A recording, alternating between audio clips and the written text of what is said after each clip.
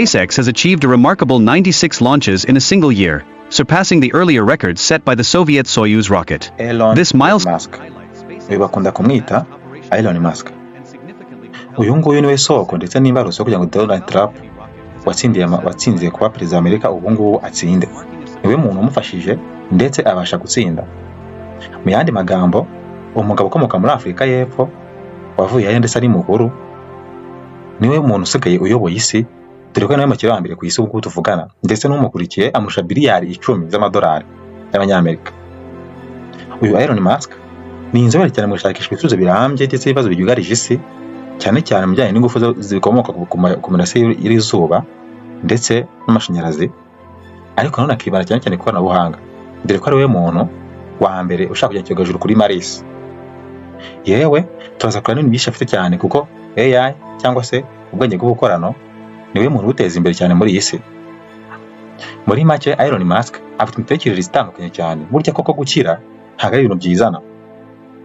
Ikiganiro nucyumva neza uraza kumva ko isoko yo gukira, kumenya ibyo wakora ngo ukire, uraza gusanga atari ukwiga. Kwiga ni kimwe, ariko kugira ngo utere imbere ntabwo ari amashuri menshi, kubera ko uyu Elon Musk yiyandikishije muri kaminuza ashaka kwiga PhD cyangwa se uvuga iyo twita doctora, ariko yamaze iminsi 2 yonyine avuga yuko kugira ngo umuntu atere imbere birasaba amashuri menshi. Reka rero twinjire mu kiganiro neza, tubahaye ikaze.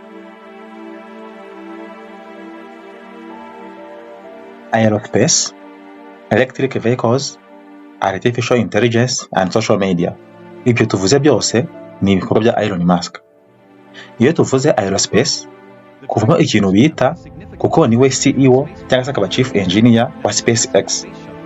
Iyi SpaceX ni ikintu gikomeye cyane. Iyi ngiyi niyo ishaka kujya gukora ubushakashatsi bukomeye cyane kuri Mars, ikarako ko niwe umuntu wahatura.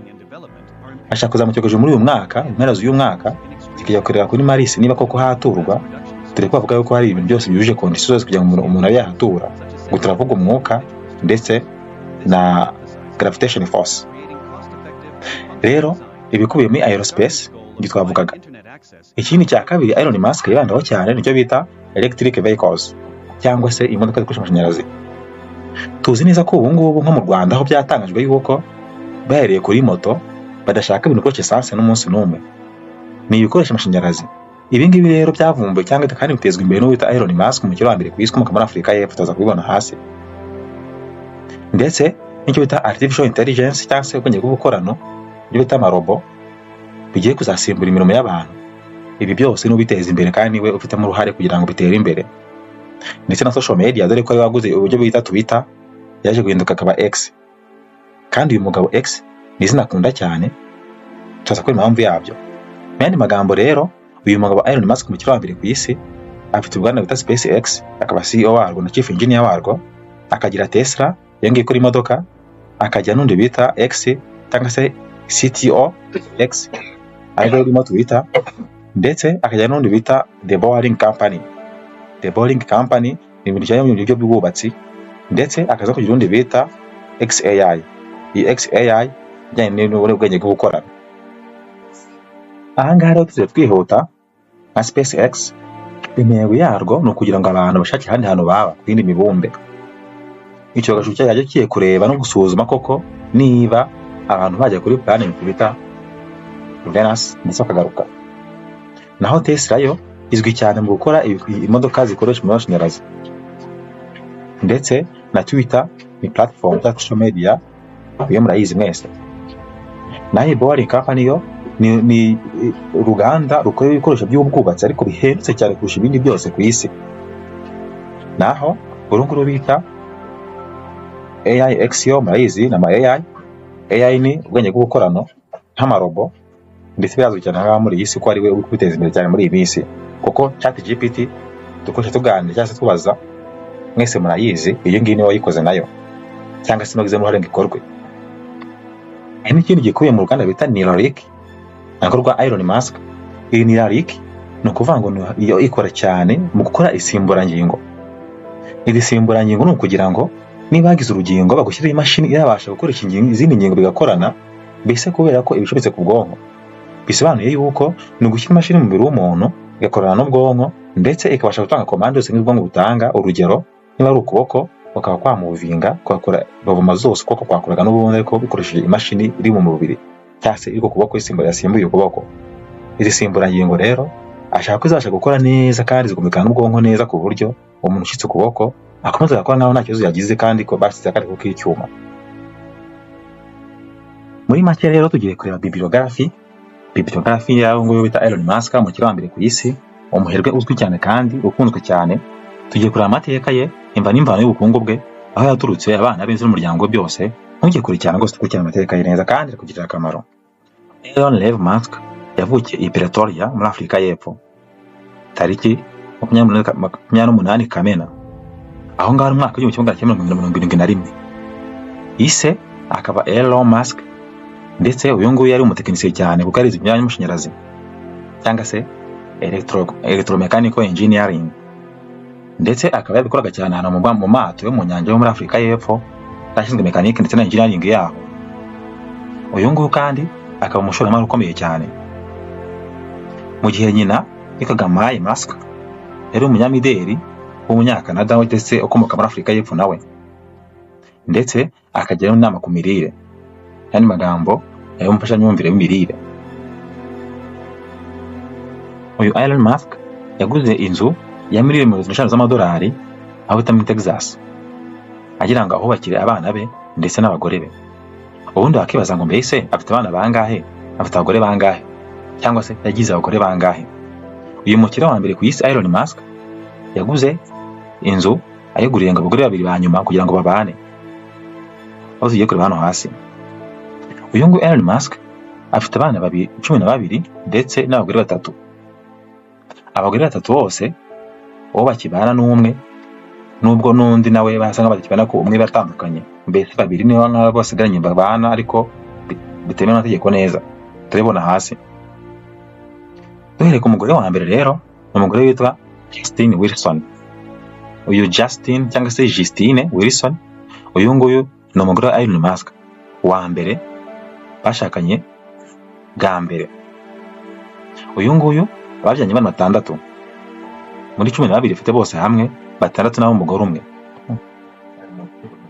Abana 2 b'impanga, umwe yitwa Griffin undi akitwa Vivian.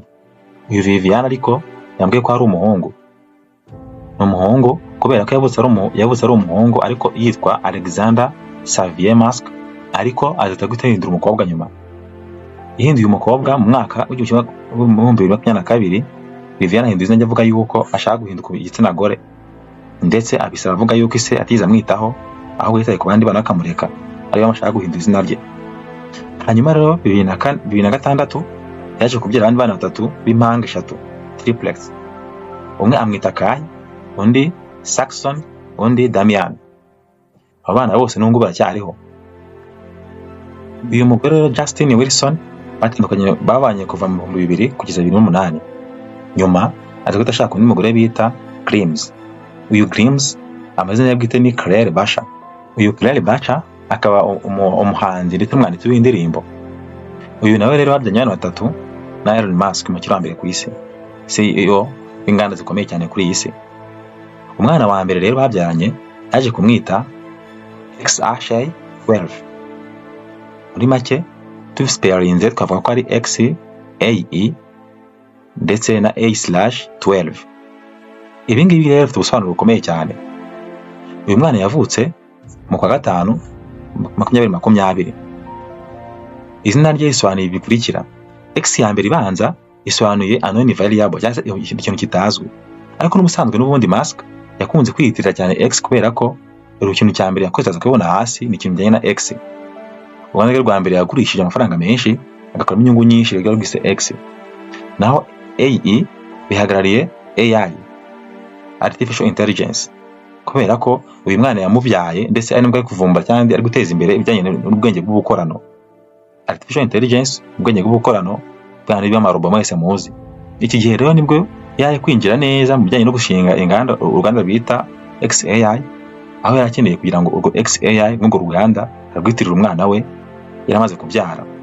Niko kumwita rero XAE12. Naho A12 yo isobanuye CIA, cyangwa se ni indege yitiriwe CIA yubatswe na CIA ikoreshwa cyane mu butasi muri Amerika, dore ko iyo ndege izamufasha mu kuzamura ndetse no kubaka neza ubushobozi bw'ikiremwamuntu cyabo kizazamuka ejo bundi mu gusozanya y'umwaka igiye ku mugabane wa Mars mu bushakashatsi. Nyuma rero aje kugira undi mwana mwita Exadark Sidera Musk. Exadark Sidera Musk uyu nguyu yavutse mwaka wa 2021 mu kwa 12. Umwana wese amwita izina ry'irihimbano Y. Impamvu bari mwise nuko bafite X atono uyu nguyu katumwite Y. Ndetse umwana bise X yanga mbere yuko bamwise kubera ko bagendeye cyane ko baguze uruganda rwa Twitter bita X n'ubundi, cyangwa se social media ya Twitter bahita X. Ndetse umwana wa gatatu bamwise Techno Mechanius. Uwo Techno Mechanius n'undi mwana gatatu yabyaranye n'uyu nguyu n'uyu mugore wa kabiri, ndetse ari navuze kugeza ubu ngubu. Rero umugore wa gatatu bamwita Siobhan Zris. Siobhan Zris uyu nguyu afite inyana babiri y'impanga bita Azur and Strida. Abanga bavutse muri 2021 mu kwa 11. Abana bo tuvuze rero hejuru nko kubumva n'abana 11. Niyo mpamvu ariko kubura umwana umwe wakabaza ngo mbese umwana uri kubura no wowe, kuko abana 12 ese uri kubura no wowe. Kandi ahangaha wumve neza ko Elon Musk yabyaye umwana kenshi amwitura uruganda rwe, kuko wari wise X kubera ko yaraguze Twitter, n'uyu ngo wise XAI kubera ko yaraguze cyangwa se yatangiye gukoresha yafunga uruganda rwa XAI cyangwa se uruganda rukoresha amarobo cyangwa se ubwenge bw'ubukorano. Ndetse hari n'undi yitiriye buriya barabambira mo yitiriye uruganda rwe rwa mbere bijyanye na SpaceX. Ahangaha rero reka turebe noneho uyu mwana wa nyuma afite yabyaye vuba. Ibyo uyu mwana we batangaje ko yavutse, batangaza ko ari n'umuhungu, ariko ntago arabwa izina rye, ntago aritangaza, ariko tuvugana n'abana 12 bose hamwe. Reka turebe noneho ese ubundi Elon Musk umukire wa mbere ku isi afite amafaranga angahe, ubundi atunze ibingana bite?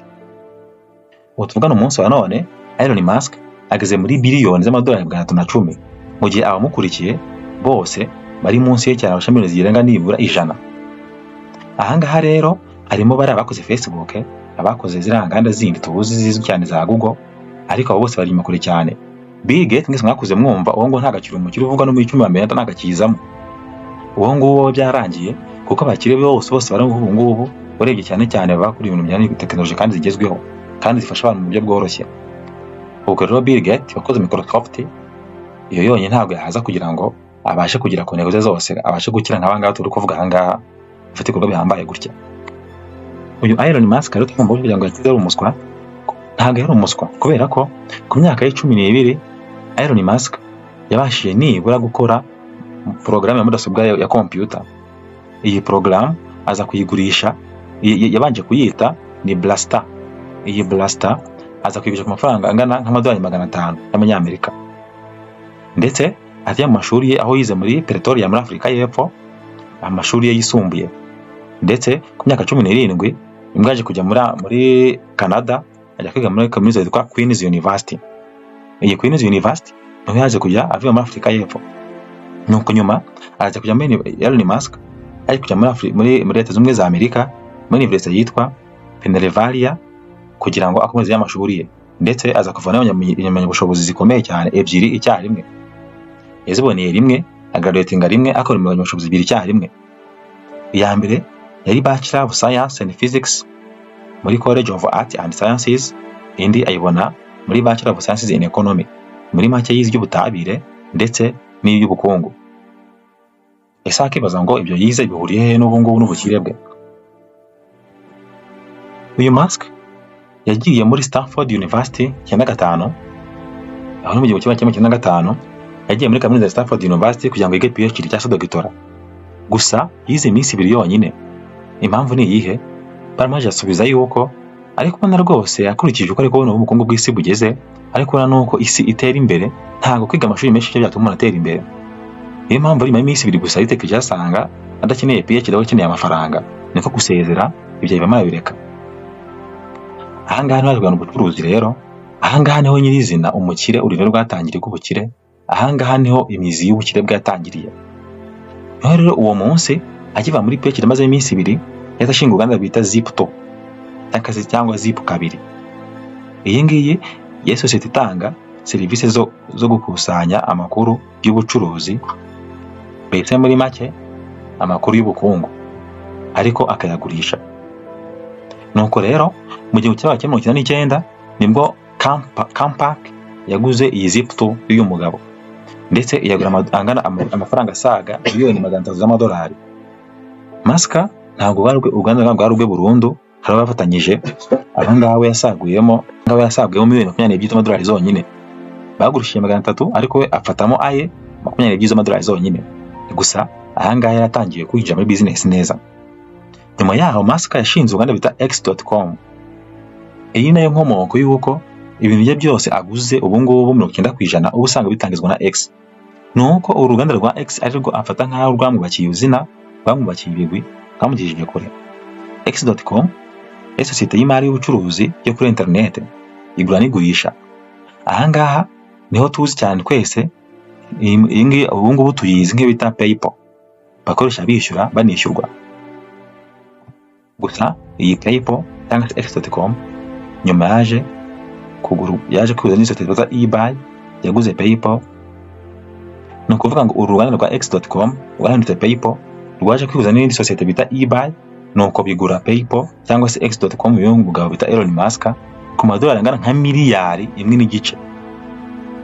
Cyumvikane neza yashoye miliyoni 22 zonyine kuko nizo yari afite. Ariko umushinga yakoze kugurisha kuri internet, umushinga yise X.com wamuhaye miliyari 1.5 y'amadolari y'Amerika. Miliyari n'amafaranga menshi cyane. Musk ariko aya mafaranga yose ntabwo yaraye. Cyumvikane neza kubera ko yari afite abafatanyabikorwa muri business ye, ahubwo yasaguye amafaranga angana na miliyoni z'amadolari 135.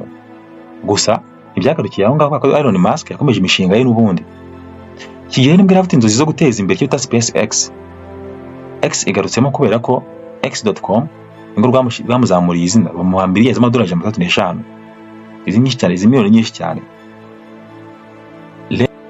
Rero Elon Musk nk'umuntu wabatinze zo guteza imbere ubushakashatsi bw'ikirere cyangwa se bw'ibibera mu kirere, ahangaha nibwo mu 2002 Elon Musk yashinze Space Exploration Technologies Corp. Ajye bijyanye amagambo ari nka SpaceX, agamije kugabanya ibiciro by'ingendo z'icyogajuru no guteza imbere ibijyanye no kumenya neza umubumbe ese wa Mars ubundi uteye gute, ese ubundi acyashoboka ko umuntu yawuturaho. Gusa izo nziza n'ubu ngubu ntabwo zabimpamo kubera ko n'ubu ngubu ntabwo arapimya neza ibibera kuri Mars. Gusa SpaceX yahuye n'ibibazo byinshi cyane mu ntangiriro, yageze ku intsinzi zikomeye, ariko ibibazo byinshi cyane. Ahangaha rero harimo nko kohereza icyogajuru cya mbere kigenga mu isanzure bise Falcon 1. Iki cyogajuru cya mbere Bill Gates yohereje mu kirere, nako ni Elon Musk umukire wa mbere ku isi, nicyo yohereje mu kirere bita Falcon 1. Ndetse no gukoreshwa mu nzego z'ubucuruzi, ndetse no gushaka no gutanga internet yihuta.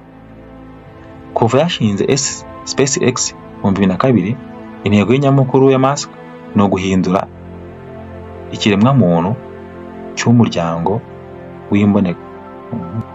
Nuko mu magambo makeya we ikintu ashaka no gushaka ese ubundi abantu n'ahandi hantu batura, ese uretse ku isi n'ahandi hantu ku isi umuntu yatura atari hano.